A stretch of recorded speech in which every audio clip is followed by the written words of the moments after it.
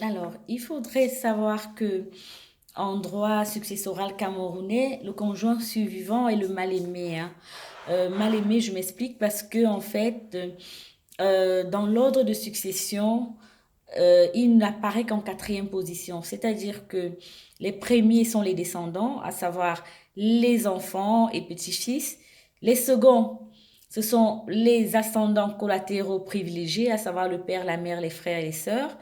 En troisième position, ce sont les ascendants collatéraux ordinaires, à savoir les grands-parents, cousins, cousines. Et l'époux, le conjoint survivant, n'apparaît qu'en quatrième position euh, dans l'ordre successoral. Et après, c'est l'État.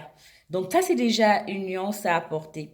Mais il faudrait que je précise que là, on parle déjà après la liquidation de la communauté des biens.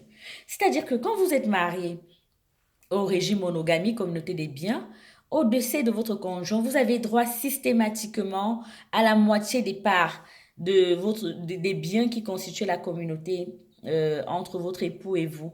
Donc, on parle de succession sur la part du conjoint décédé.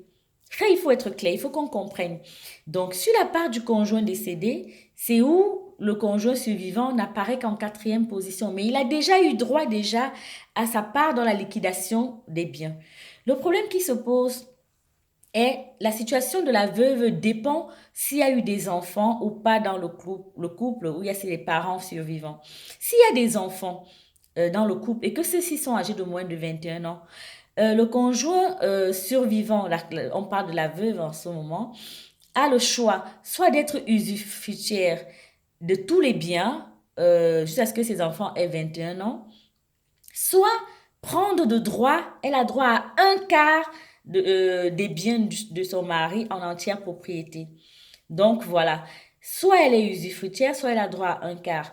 Elle n'a pas ce choix si et seulement si le mari en question, le défunt, a eu des enfants hors mariage. Ces enfants qui depuis 2001 ont les mêmes droits que les enfants nés dans le mariage peuvent estimer qu'ils voudraient avoir accès directement à leur dû. Leur dû étant les trois quarts des biens de leur père décédé. Parce que ces trois quarts, en fait, sont répartis de manière égale, équitable entre tous les enfants. Dans ce cas, la veuve n'a pas de choix. Elle ne peut pas être usufruitière des biens, de toute la totalité des biens. Elle n'a qu'une option qui lui reste, c'est de prendre les un quart des biens qui lui reviennent dans la part de son mari. Maintenant, il y a une nuance à apporter sur le domicile familial.